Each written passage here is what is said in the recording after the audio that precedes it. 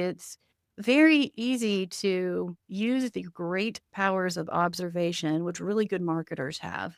And really good salespeople have too. But again, marketers are looking for different things, right? We're looking for like vibes and communication styles and things like that.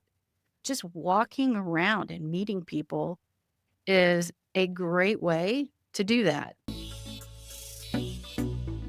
Welcome to Connect to Market. I'm Casey Cheshire. Join us as we learn from marketing leaders who are driving founder-led growth. We're sponsored by Ringmaster, building B2B podcasts and communities to reconnect you with your audience.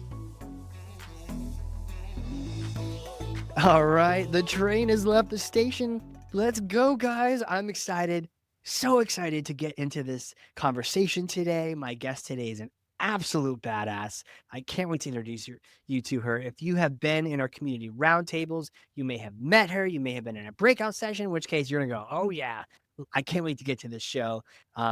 Great to learn about our fellow community members. But who is she, Casey? Who is she? Well, a marketing leader.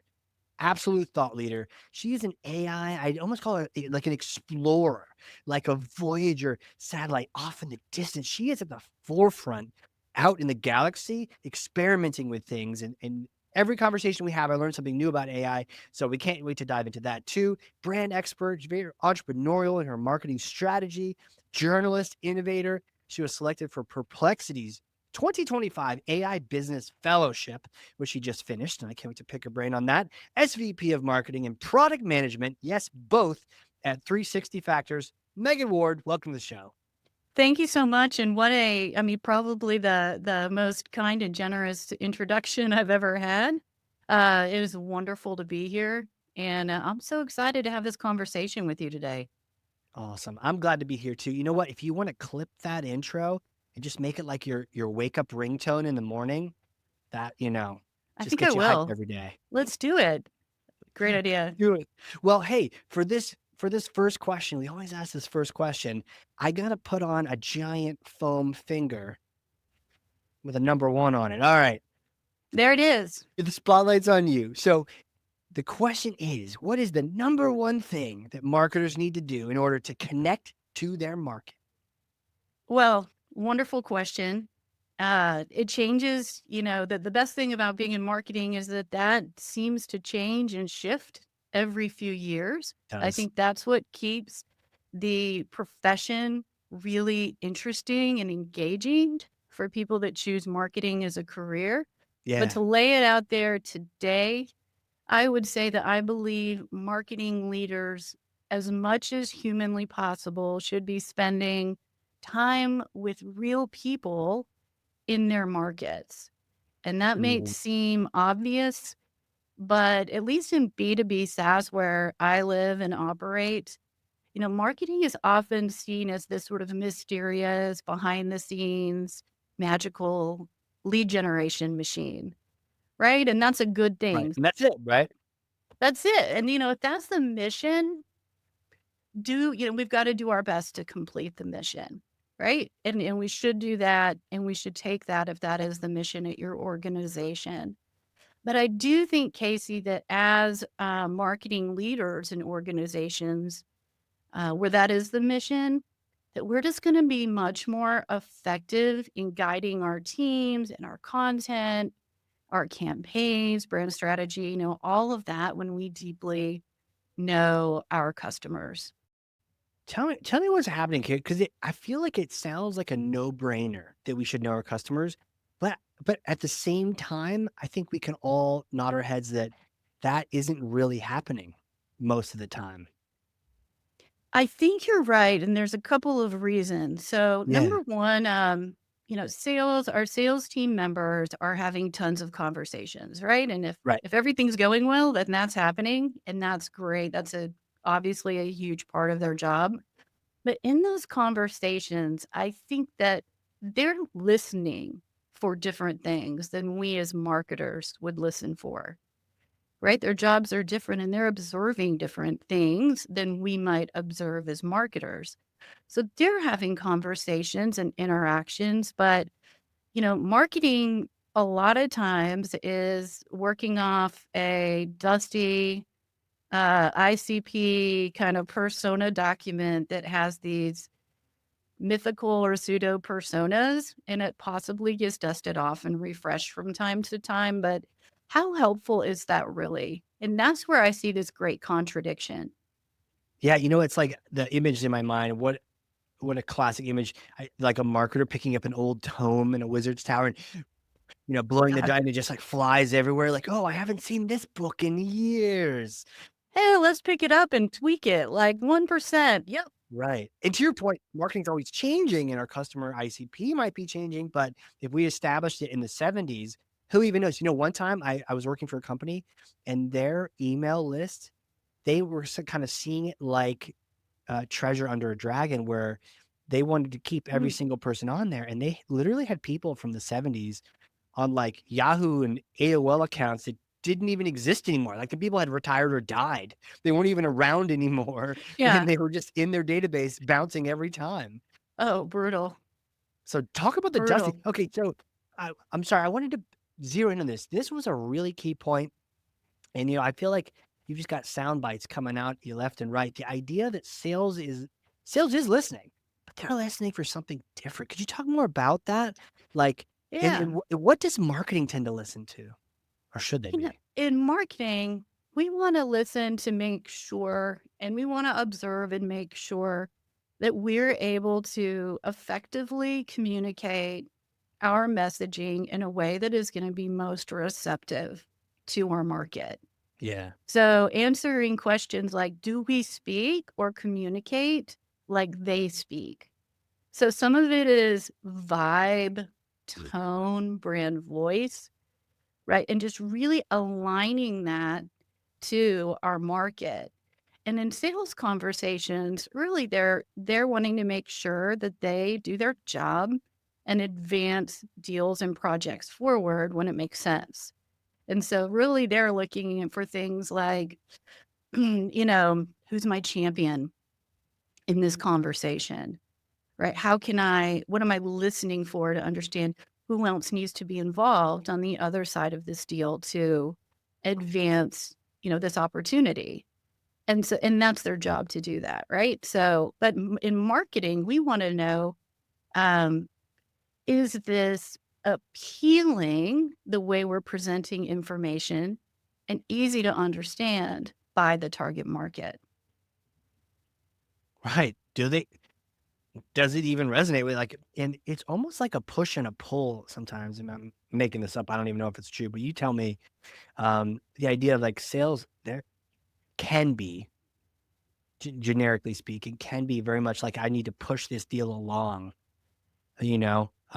whereas marketing is like, I'm trying to understand, yeah, how do I pull you into our web so we get you in the funnel and Yeah, that's right, and then there's a lot of content throughout that process too, right, that yeah, supports so there's top of the funnel, and then you have your middle of the funnel content, and so yeah, there's different areas where marketing interacts, right, and we need to know who those different personas are right, at each phase and make sure that we are providing not only relevant bits of information at the yeah, right time, but that we're truly able to feel like we are communicating in a way that is effective. And I don't know how to do that without a lot of A/B testing that's endless, unless your marketing leadership is actually engaged with real people in your yeah, market. yeah. And this is not surveys. This is not like reading tea leaves. Well, what do you recommend? Like, what is the best way to just really deeply connect one on one with the real humans you're talking about with your market? So I since when I added the product role to my existing role, Yeah. that's when really the light bulb went off. Okay. Because somehow also being on the leadership side of product management unlocked a lot of opportunities to personally go out there to different events and understand the market, right? So from sort of a market research and validation perspective for some new products that we're looking to launch. And when I realized that I was getting a lot of great takeaways from that, how it was also impacting my perception of the market Hmm. for our existing product suite, there's just so much valuable data that you can get from going to some of these events. So whether it's like a trade show or, some type of industry event, it's really important to get out there, and you're probably not gonna go to all of them, and you might not get budget, but try and attend 1 or 2. And oftentimes what you can do as well as the event coordinators and organizers, once they understand that's coming out of the marketing budget and you're the leader of your marketing team, you will often be able to negotiate either a day pass to just walk the trade show floor, the exhibit hall, not attend sessions or networking events, but you can easily score some time around there where you're not taking up like a full pass that your team member or sales team member might need. And when you're there, Casey, it's very easy to use the great powers of observation, which really good marketers have.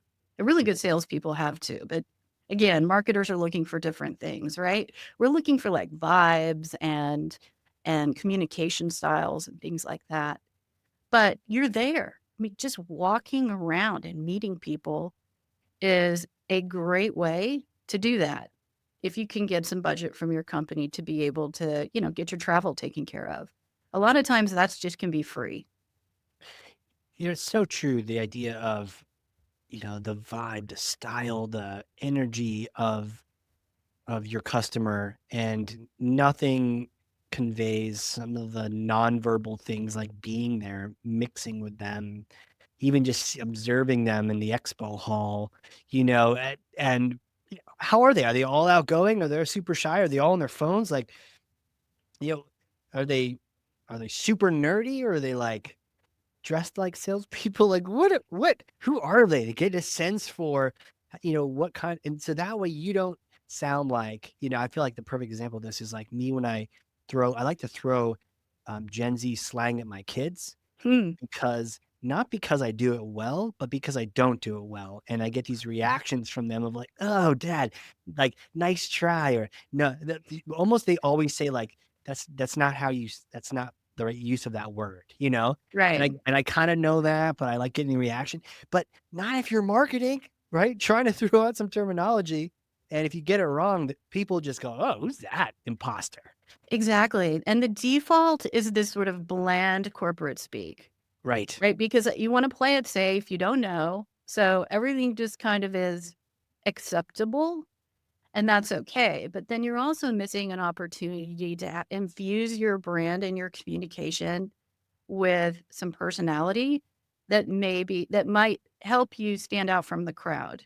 Right. Here's another, example. I went to a conference for a, kind of a different persona within the market that we serve. Okay.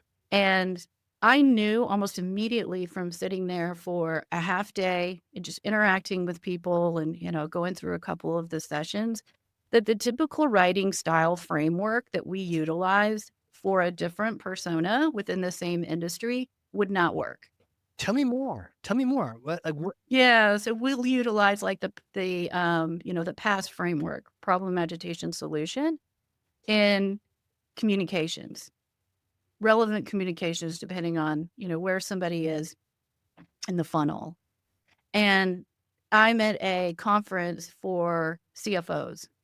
Sure. And I was just like, that is just not going to work. I know that framework is not going to work by just sitting here and simply observing and interacting with people.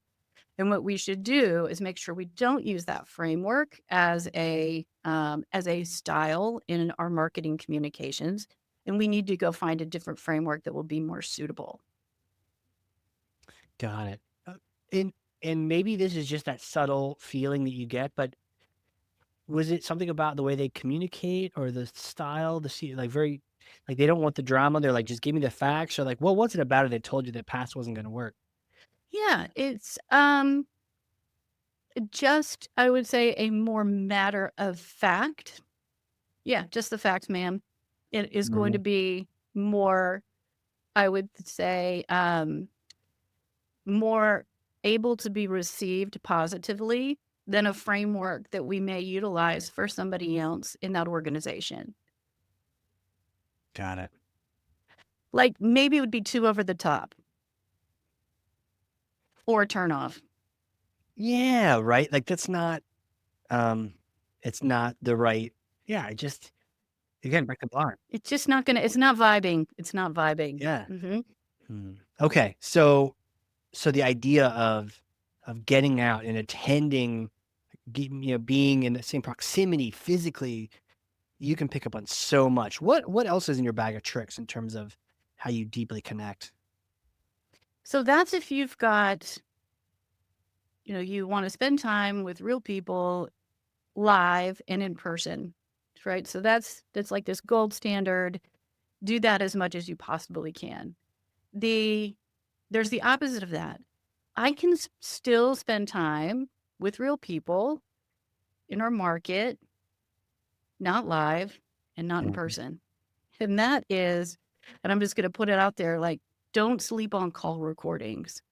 Call recordings are gold. So since the pandemic, everybody ran to Zoom or Teams or whatever, right? But all of a sudden, everybody was remote and we all got used to having Zoom meetings or alternatives to Zoom, but right where everybody was doing that. And that technology has persisted, even though a lot of operations, depending on what field you're in, have returned, back to the way that they were before the pandemic.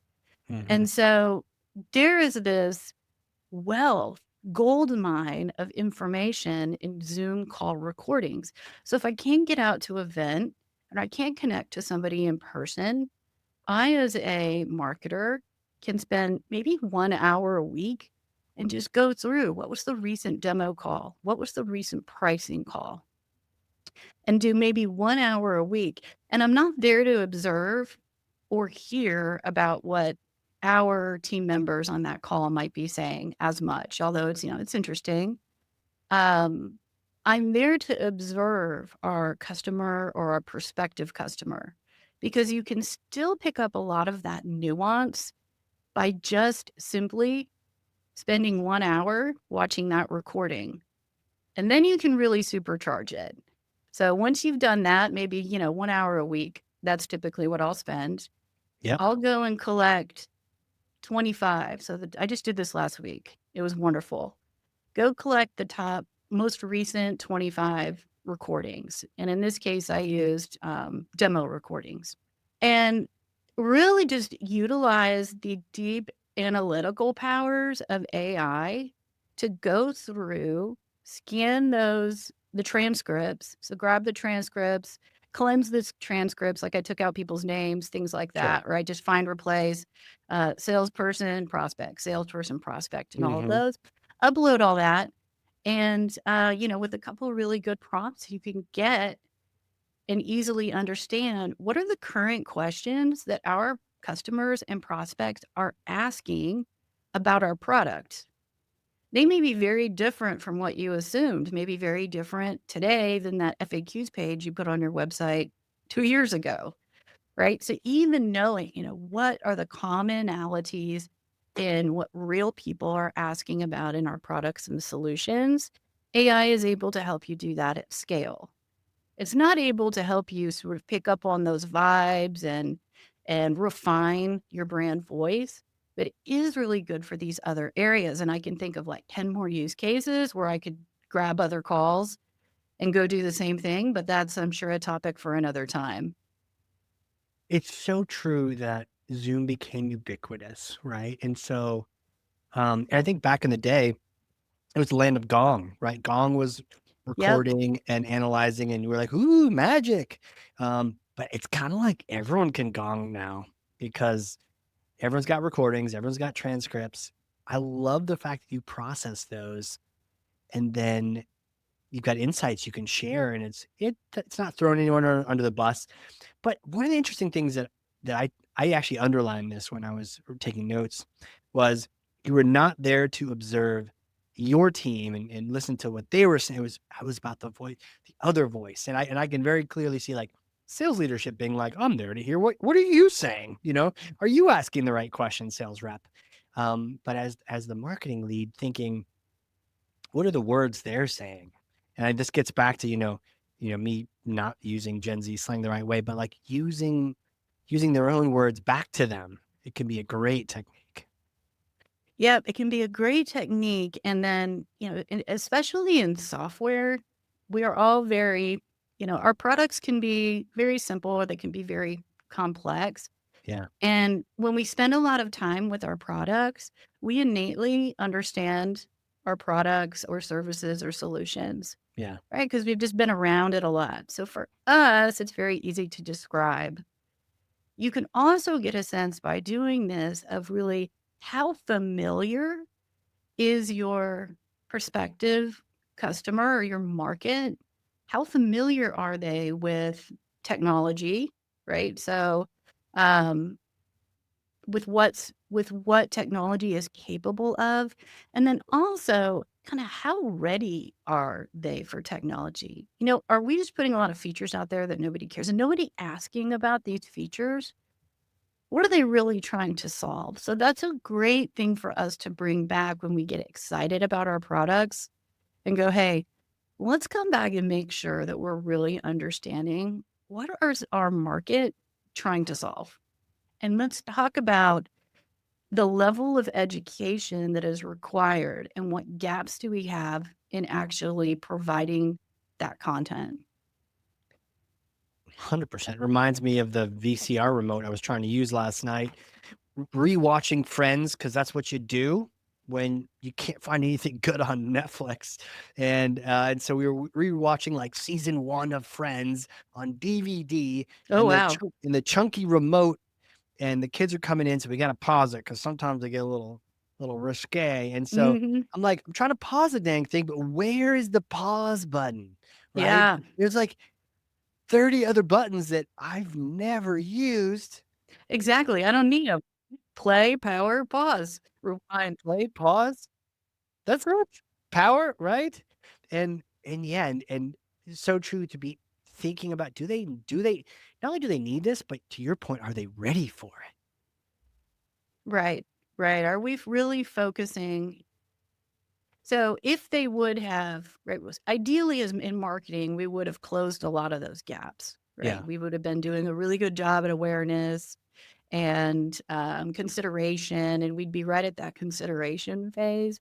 And so yeah, you can also, if you get a, top 10 questions and, two of them are something that you think that your team is knocking it out of the park on, but your prospective customer has no clue or is asking questions about that, then we know we aren't doing a great job right. at filling that gap, right? And making it easier for our prospective customers and our existing customers to know that that's something we can just handle and they don't have to ask us about that. Yeah, they don't at all. With your background in product, and I know you spoke to a little bit about the trade shows, and there's that focus on the product, and you're thinking in a different way, and that's really empowering your marketing. I feel like there's so many decision trees with an interview with you, conversation with you, where I'm like, we could nerd out on that stuff, we could nerd out on the personal, but I would be a completely regretful person for not going down the AI rabbit hole even more with you, because you had just finished the Perplexity fellowship. Can you just tell me, what are you excited about in the future of AI? What's really kind of, what are the flashes and what are the things that we should be paying attention to that you're already seeing out there in the distant galaxy? The big thing for 2025 was supposed to be the year of the agent. And that's not really here yet. So ChatGPT just came out with Agent. I finally got it last week. I've been playing around with it. It's great. But when I'm thinking about Agent, I'm thinking about Megan's digital twin, right? So, like Yeah. the virtual version of Megan and the virtual version of Casey. And all of us have like these digital twins effectively. And having that agent be able to do a lot of the things that that just take up a lot of time. Yeah. So I don't think that's happening this year, sadly. I think about that as an amazing opportunity to really get a lot more things done and have to not sift through so much information in order to be able to, identify the things that we need to identify, to be worked on, and make decisions. So I'm excited for that in the hopefully not too distant future. I also, on the flip side, understand that that means that premium experiences are like human experiences, right? So if we all have a bunch of agents running around, then that's yet another barrier of connecting with people. So there's the good Yeah, side is, yep, I can deploy a agent to just go handle, some of my social media that I don't really want to spend a whole lot of time on, and I can do something else with that time. Conversely, what if it's just my agent talking to your agent most of the time, right? So that's a 100%, that's a 100%. barrier. So it's exciting and I'm all for it personally, but also I realize if that's the direction that we go in, then how do we in marketing, how do we enable ourselves and our customer facing teams to have more premium human experiences? And I think those experiences will be like considered the premium. I don't think trade shows and events are going to be discounted anytime soon. Let's just say I think they're going to get more expensive, right? And it's going to be harder to have one to one connections because, our agents will be scheduling them for us. So that's where I'm really seeing the opportunity in AI. And where as a marketer, I'm very much invested in connecting to market with real people as much as possible who are in the market. Powerful. What would you have your agent do? Good question. Because I think the hard part isn't necessarily even the agent. The hard part is what do you want, right? So it's almost like, what is the outcome you like? What is the goal? What are your priorities as a person? So almost all of this stuff, person or as a professional, make you go, oh, wait, well, let's shift it back onto you now. You could have them do anything you want. Well, what's important to you? So it's like, well, I wouldn't have them manage my kids because, well, that's the really rich part. That's the human part you're Of talking course. about. So it's like, I think for me, there's certain aspects of like adulting, like the car registrations Hmm. and um, it's almost like that category of don't forget the milk, those kind of things. I think for me also, it's like the ability to serve you up contextually relevant to do's and it's sort of reminding you of your priorities, right?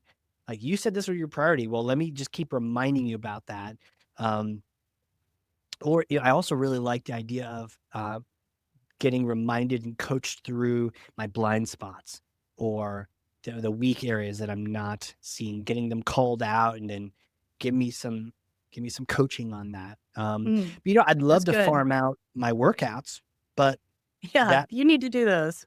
I need to do those, right? So Yep. yeah, like what are the things that, I guess it's the things that aren't fun for me. I'm trying to fill out a 5,500 tax form right now. Hmm. I would farm that out. 100, I don't wanna fill that out. Yep. So, Have your agent fill it out and hand it off to your other agent who does the review.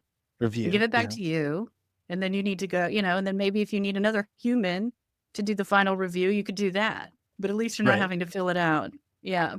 Yeah, Yeah, I think I would have mine. I'd deploy mine to LinkedIn yeah, because LinkedIn is, and I was trying this with Comet, a portion of this with Comet just yesterday, Comet browser from Perplexity, and I just quickly scrolled my feed on LinkedIn. So it could see the whole page of my homepage where the feed is on LinkedIn. And I just asked it, is there anything here related to, and I think it was AI and marketing was what I asked it. And if so, just summarize for me. And it quickly went through in maybe 20 seconds and it said, not really. There's nothing here in the feed today. And I was like, perfect. That's done. Right. So now I just need a little agent that's going to do that every day without me having to go prompt it.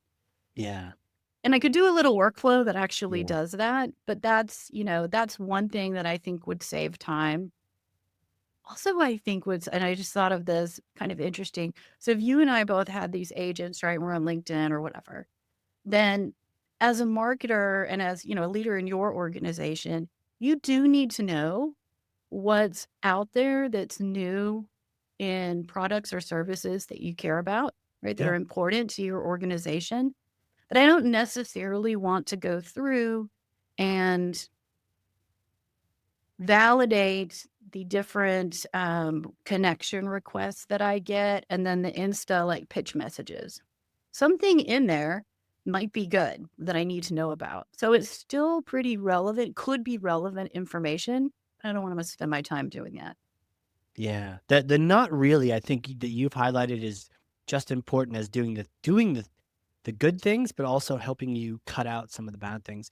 Layer it on spam messages as well too, or inboxes. But I think the LinkedIn inbox has become like the new inbox, and that needs some help. But I will say, shout out to Condo is an app I use on LinkedIn, and it's like that. What is that? The human see, it's like Superhuman, but Oh, for cool. LinkedIn. Love that, but yeah, I'm sure you just layer a little AI on that thing and make it even more magical, but, um, yeah. Oh, I'll check that out for sure. Yeah, I spend a lot of time just sort of filtering through things, and there's some things in there, even pitches, right? Some of the pitches, I'm like, I should learn more about that, or maybe I'll take that call. But Yeah, let's have their agent and my agent get together and sort that out. My agent knows what I'm kind of prioritizing, and then just book the meeting for us and just ignore the rest. and there's an app unto itself right there, Megan. Maybe Let's go. we should launch that I go together. bonkers, right? I bet a lot of people want that. But, hey, you wanna pitch me? Cool. Talk to my AI first. Right. My AI is going to go through some qualification questions and make it easy, and then nobody's wasting time. Yeah, and then bubbles it up to me. Hmm. Cool, we'll launch that. We'll make an app. We'll launch that. Um And then you can have little bounties too. Like, well, tell you what, if you Yeah, donate $5 to my AI charity, my AI will talk to you. that's Um, right. Bounties for AI is probably pretty good. well, my next question for you is like, who the heck are you? How do you know all these things? Can you take me back in time, little you Oh days? boy. What was little Megan like? Did she know she was going to be an absolute badass in the AI world? Future journalist, PR, marketing powerhouse. What was it like? Little Megan had a dream of becoming a journalist back in the day. Yeah. Where'd that come from? Um, the actually only person we sort of find in the family that went down the marketing path is my grandfather was my grandfather on my mom's side. He was a marketer. I'm like the only person that maybe inherited that. But I didn't really know what marketing was when I was in middle school and didn't Of course. care. And so I thought, I want to be like a newspaper person, maybe an editor one day. So that's the path I went down middle school, high school, and in college at UT, University of Texas, and got a degree in that. When I was at UT, about halfway through the degree, I very much came to realize that that, in fact, was not all that I had it built up to be in my mind. It was probably very like romanticized in my mind. And then 100%. once I got out there into like real newsrooms, I was like, oh, yeah, I'm going to have to pivot. What about them made you do that? What about what was the thing that you didn't know as a college student about it? I didn't really get the vibe until I was there. And I realized that the vibe was not for me. Just the entire environment of the local newsroom experience that I got. And I was newspapers. It was just not something where I thought that I would fit in long term. Yeah. I didn't like the vibe. And I was like, I don't think I can career it doing this. But now I've got, this thing that I like to do. And I need to go figure out how to, what else is available where I can apply this and go make a career. And that's what happened. Got into marketing. How did you discover it? Had you been exposed a little bit during your comm and PR and journalism classes to it, or as like electives, or No, it was in the business school and I was in the okay, journalism school. Yeah. So, yeah, not really. But the first real job I got out of college was to be the communications director for the State Tourism Association here in Wow. Texas. And so the title was communications director, but effectively, in the skills that I picked up and the responsibilities in that job, it was a marketing job. So communications, yes, but also many other aspects of marketing, which I learned there. And it really that it all is like combined, right? So marketing has a lot of different disciplines underneath it, or a lot of kind of subcategories of marketing. And so it all sort of rolled up to marketing. But that's really what that job was. And I loved it. I liked doing more than just the one thing that I thought I wanted to do. It's so funny. I had a similar experience where I remember having PR classes, and it wasn't until I got into a PR agency, did an internship, kind of liked it, but then they're like, here's like no money. Here's a full-time Oh, job offer yeah. for no money. And then I was like, what? And then I decided I'd rather be the CEO or the journalist, but not the one introducing the two of them together and kind of like fading into the bushes, you know? But it's funny how school just taught, oh, don't forget the pound at the end of the press release or the 3 tildes or something. Like it was so critical. And then you get out in the real world and like, yeah, like a few people do that, but mostly we're doing marketing and sales all over the place, you know? Exactly. Hmm. Exactly, 100%. Man. Yeah. So, um, and then you were sort of, with that first role, when did it really click for you that, like, marketing, that's the thing? It was really in that role, I realized how much yeah, in that role, I really loved it, and I was very fortunate that my parents are both very entrepreneurial, so they've been entrepreneurs most of their careers, Really? and yeah, I had got the bug. I don't know if it's a gene or it was just a bug, it was just through observing them, but I also wanted to do that, so at the ripe age, the wise age of 25, I Oh, yes. said, "I think I can go serve the community, and I wanna go try and see if I can spin up, like, a little mini agency." And I did that for 12 years, and it was a wonderful experience because I got to interact with so many um, different types of organizations, like retail and software and nonprofit and just, all sorts of different clients when I built that business. And it was really, really fun. And by just having to having to learn and adapt so much, I learned a lot about what somebody would call like a full stack marketer, Yeah. right? So we just had to learn it, or we had to get people on the team that knew it, in order to put campaigns together and, deliver good results for the customers. Man, yeah. Uh, okay, so my next question here, because there's so many questions, have for you, but my next question is a bit of a hypothetical question, if you're ready for this one. So you see, I may or may not have a time machine up here in New Hampshire. So come visit, do an event in Boston, drive a little bit north. It's in the backyard, covered in a tarp. That's the business right there. I mean, we don't even care about AI if you have a time machine. Okay, well, Like, let's go. yeah, Let's market that time machine. let's go, right? So, but it's a particular kind of time machine, right? Okay. So you get a good chance to go back in time and visit yourself 4 days after getting that journalism degree from the UT. So, what would you tell yourself? You get to have a conversation with yourself. What would you tell that Megan? I would give myself a piece of advice that seems very obvious to me today, but for much of my, I would say, career, I didn't focus on and I never internalized.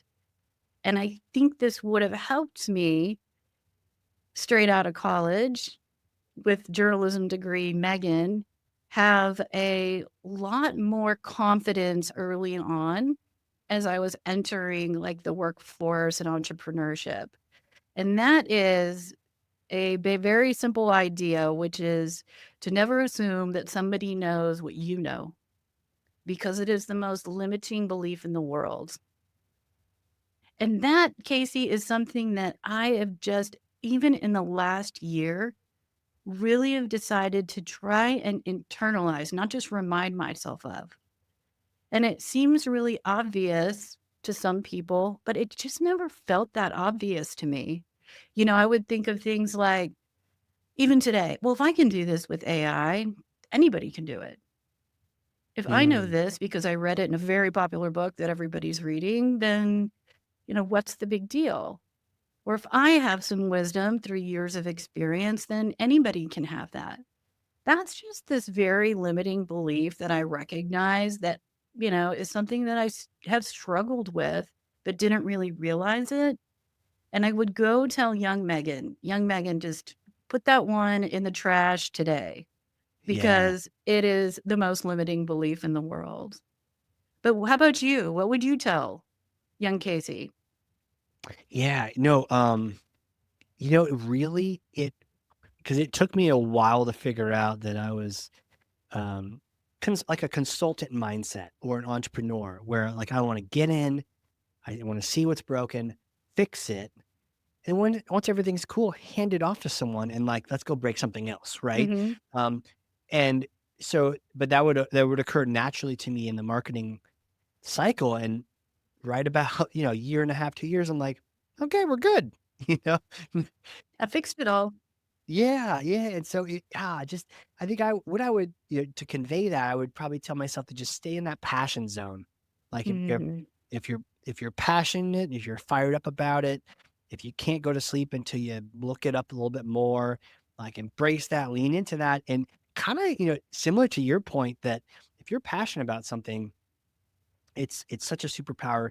You're gonna know way more about it. You're gonna feel more about it. You're gonna just you really nobody can compete with you if you're in that zone because you're gonna be learning more than you're gonna be paying attention to all the details. You're gonna remember them because it's fun. And good luck competing with that if it's just work. And so I would Oh, just yeah. remind myself to stay in that passion zone. And it's okay that it changes, right? I did marketing automation for like 10 years in the company. And eventually I was like, oh, marketing automation, but like eventually it's okay. You may talk yourself out of liking something and that's cool. But what's that other thing that lights you up and find that That's next, right. you know? Yep. Yeah. Yeah. That's a really good one. Really good one too is, yeah, be okay to change and be Yeah. curious. Yeah. Stay, Yeah. stay where you are curious, right? And that curiosity may wane at some point on a particular topic and that's okay. Just what's the next one, Yep. and it's okay to embrace that. But I really like yours just because other people can do that doesn't mean that they do that. Just because they can know something doesn't mean they do know so like, and just not assuming that everyone like that your strengths are just everyone else's status quo. Like, no, actually they don't know. I haven't worked with that browser. I have no idea. Like I am learning from you. And podcasts can be a great way to just they're like my learning lab, is learning straight from other people and that kind of thing. Yep. So, I think the challenge really is, and it's kind of my mission now. oh wow. Um, my personal mission is to, so let's just not assume that somebody knows that, right? Just Mhm. because they can know it. Maybe this one process that I just described, right? Where we're going to go through and analyze a bunch of transcripts and go Right. find, what are the top 10 questions. Is really now going very non AI and old school, documenting that. I want to make sure that if it has value, that somebody else knows about it in my company, right? So, like, okay, here's how I did this. I got good results. Here's how to do this so that somebody else can go try and do the thing. And then when they do the thing, they're going to be like, cool, I could use this in a different way for these four things. And then you weren't even thinking about that use case, but they've Right. probably got three or four use cases, so that you don't have to know everything, right? But need to know enough to be able to hand that off to somebody else who may find it useful, and then it just sort of keeps going. So I think that's really a challenge of being like, okay, now I need to make to actually document this and not just be the person who knows how to do a bunch of stuff. Yeah, and, like, hoard that information, Yeah, um, exactly. because, it even it you whenever you teach it to someone else, you always get better at the thing, you know, because you're like, oh man, how do I articulate this so that they do it too and they're successful in it too? And then maybe you reformulate how you might even do it yourself because you've had to teach someone to do it 3 or 4 times, and maybe you're winging it in part of it. So yeah, like Yeah. and then also feels good, right? To be able to contribute to someone else. Oh, yes. Well, as marketing Yeah. leaders, right? I mean, that is what we should be doing. True. True enough. Where can people connect with you if they want to reach out? So they can connect with me on LinkedIn. I don't spend a whole lot of time there, but I am until I get an agent that can do more LinkedIn. But they can find me on LinkedIn. I'm spending a bit of time lately on Substack as well. I know Yep. Connect to Markets on Substack. I love Substack. Me too. So I spend a little bit more time over there, but those are both great places to find me, and you can just search for my name. Find you on Substack. Cool.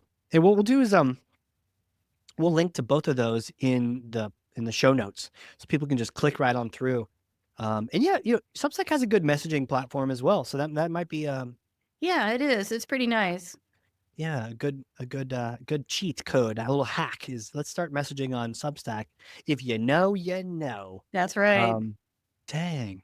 Well, I don't know if you've looked at the clock, but we have literally time warped. Oh my goodness. Nope. Just popped up and looked at it. Amazing. Just popped up.